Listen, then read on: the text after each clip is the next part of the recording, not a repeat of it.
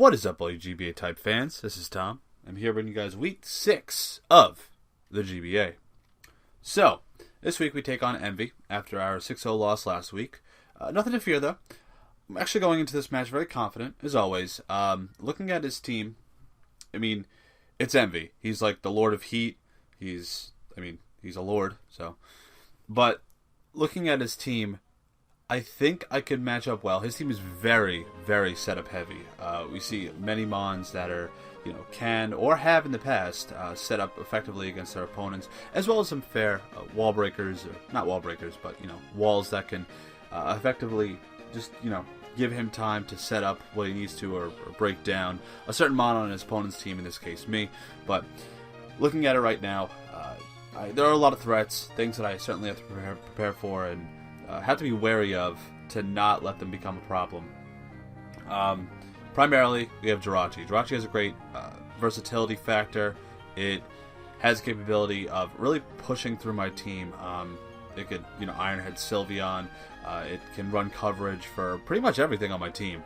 And, he does kind of suffer for move slot syndrome with the Jirachi, but it's Emvee. I think he could find the correct coverage to ensure that he gets the best possible matchup for my team. So I definitely have to prepare for that. The base 100 stat puts it very nicely in with, so if it's like Choice Scarfed, he could run that to outpace Mega Aerodactyl, otherwise he's slower. It could also outpace Starmie if he wants to go Choice Scarfed. But otherwise, besides that, a lot of things are slower than base 100 on my team, so he has a nice speed tier on that. Now, his setup Mons, being two Dragon Dancers, Haxorus and Gyarados, are certainly problems. And I'll explain that right at the end. I'll give you a whole list of the reasons, how I could lose this match, which there's quite a long list. But Haxorus and Gyarados are certainly big issues for my team. I don't have a really good water resist. It doesn't also resist a coverage move by Gyarados at +1 or +2 with a Dragon Dance. Haxorus, same case. Do not want to take a Dragon hit after Sylveon goes down. And my Steel types are kind of limited, so I'm not going to be taking that many really good hits. Then we have two very annoying walls, being Wobbuffet and Donphan. Now, Donphan can get up rocks, so can Jirachi. But Wobbuffet especially, I've had problems with before, especially in the NPL. Wobbuffet, I know what it does, it's very predictable what it does, but the way Emvee uses it, and my team is very attractive for Wobbuffet. It can trap anything, it can get a necessary Encore or Counter or Mirror Coat, whatever, set up into a Mon that would allow Emvee to then therefore set up. Donphan is kind of a nuisance. It can get up rocks. If it comes at the right time, it could spin. It could, do whatever to ensure that he gets his rocks up and, gets rid of mine on his side of the field. We have Mega Ampharos and Keldeo. Not the biggest threats, but I can't let Mega Ampharos agility, and I cannot let Keldeo get up behind a sub. Yes, I have Sylveon, which does a very good job at countering Keldeo, but if I run the Spadef one, I kind of lose out on hitting things, and I really don't feel like setting up Calm Minds with the team that has Jirachi and Haxorus and shit, and then especially Sneasel can knock off for Icicle Crash, and I'm not really about that, especially because I don't have instant recovery like we saw with John's team last week. So, Keldeo and Mega Ampharos, they could be good, except I think for my planning purposes, I have enough speed, I think, to outpace a Mega Ampharos after agility with Mega Aerodactyl. Don't quote me on that. Keldeo is somewhat, he has to run a certain amount of moves. If he runs Subcom Mind, he's kind of limited to what he hits or how hard he hits. And then if he runs Choiced, obviously I could work around that based on a prediction or just what he locks himself into, stuff like that. Sneasel is an attractive bring, kind of with Blaziken too, but it's more or less like a Choice revenge killer for him. Gorbis, Shell Smash is definitely threatening. I can certainly see him use it the way he kind of wanted to use it against Dan. Togekiss is somewhat of a nuisance. It's bulky-ish, but I don't think he could use it offensively against my team, because even if it was Scarf to the Bandit like he had used, I think there's too many things that can kind of come in and pressure him, and I don't think he wants that, even with Wobbuffet and whatever else. But going back to my point before about what I lose to. So if his Jirachi is Scarfed, and I lose Mega Aerodactyl, or actually, yeah, if it's just outright Scarfed and he locks himself in the right move and I lose a certain Mon to take it on, whether it's, like, not Sylveon, but, whether it's like Arcanine if I bring it, or Jellicent, or whatever I, go ahead and use this week, he can win with that. If Gyarados or Haxorus get up to +1 with a D-Dance, Gyarados is a little more manageable because I can go into Mega Aerodactyl on a revenge kill because I outpace by like 1 speed point with the amount of investment I have after 1 D-Dance. But if they get to +2, I'm fucked. Donphan and Wobbuffet, if it gets... Now this is like the setup that he would use. He would Encore me into something like a status move or something along those lines, or a support move like Stealth Rock, and then he would go into something, set up some sort of boosting move, and then there goes my team. Because as you all know, my team is not that bulky, so I kind of suffer from setup-itis, where the opponent just goes setup to win. Mega Ampharos gets up the agility, could be a problem, but I do have Sylveon, and I do have, some means of taking it on, or at least attempting to outpace it afterward. And then Keldeo kind of the same nature. And then if Gorebyss gets with Smash, I just have to watch it what he might pass it into, or using it himself, and then I kind of have to play damage control from there. But outside that, that's kind of what I'm looking at his team. 4 that I definitely see coming. I could see Gyarados, Jirachi, Donphan coming with a whatever else. Did I say Jirachi? Wobbuffet, Donphan? Yeah, Gyarados? Okay. Yeah, whatever else comes up after that, because I don't know what his other 2 are going to be. Like, I can predict Haxorus and, like, Togekiss, but he can go ahead and bring, like, Blaziken and Keldeo. So I don't really know.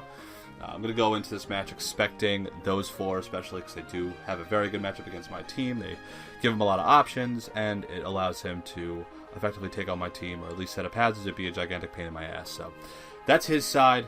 Looking at my side, I'm running... Ladies and gentlemen, we're hyper offense again, but this is more structured. We got Sawk and Tyrantrum, which you guys will see on Sunday, but we dropped Machamp for Machamp and Noivern for Sawk and Tyrantrum. It gives me a little more wall breaking power, a little bit more just overall fierceness to my team. Noivern was not getting brought whatsoever, and Tyrantrum is awesome for a Dragon type. I could D-Dance and set up, but not this week because that is not an attract. Like he checks me offensively and defensively in terms of Tyrantrum.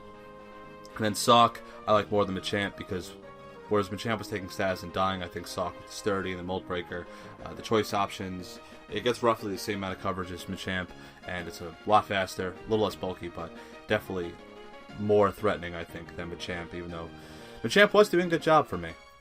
So we're going to look at my team. We have Scarf, Mamoswine, Triple Stab, Icicle Crash, Ice Shard, Freeze Dry, and Earthquake.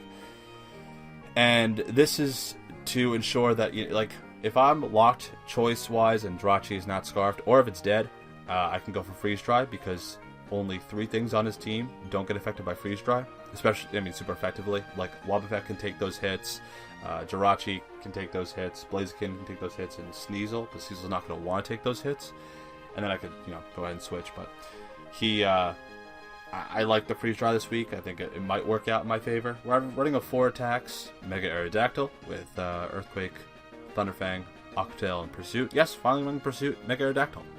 I think it's going to work, especially if he tries to hard switch out into something or from something. That, and I have enough coverage where I have a potential after 2 Rock switch-ins, or if Donphan is Toxic, to Aquatail, then Aquatail again to knock out Donphan. So that is super effective. Get it.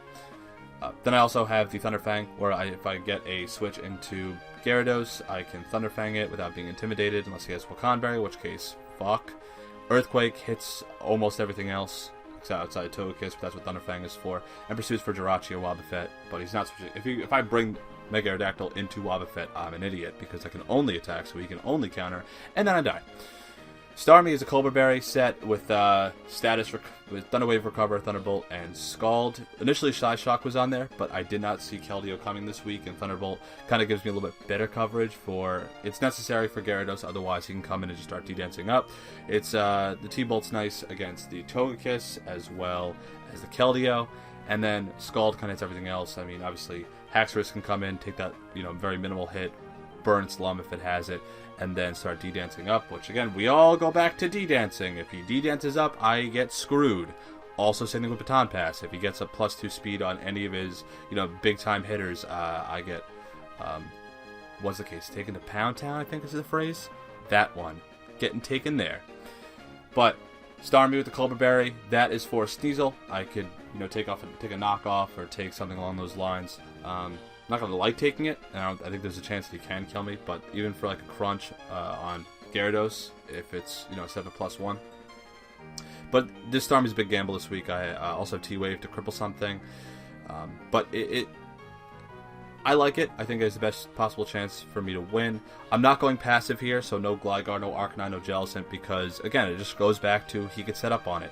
He could bring in Wobbuffet and Encore me in some sort of status move or some sort of just attacking move that he knows he's not going to kill me with, like a Mirror Coat. And he can go into something that's just going to set up, and I don't want that. I really have to pressure his team.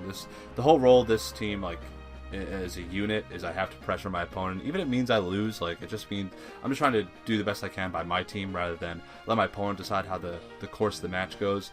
And you know what? I'll take that for what it is. I'm enjoying so far using all these offensive mons together. Like, would I like balance? Yeah, sure. Tuf's team is very attractive in that matter, but I like this team so far, and I think the changes I made are certainly going to help me.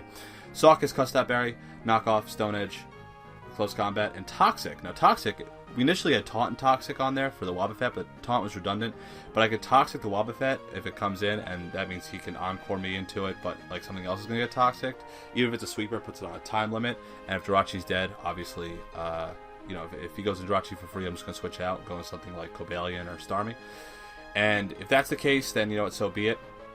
But Custap Sturdy is in case he does get no rocks are up, I'm still at, full HP, and he gets me down to Sturdy range, 1 HP. I can then get a guaranteed hit off on something, and if I'm not intimidated, the close combat's going to hurt. Stone Edge is going to hurt things like the Gyarados or the Togekiss, and the knockoff's going to hit the Jirachi really hard, as well as the Wobbuffet, before I go ahead and then die.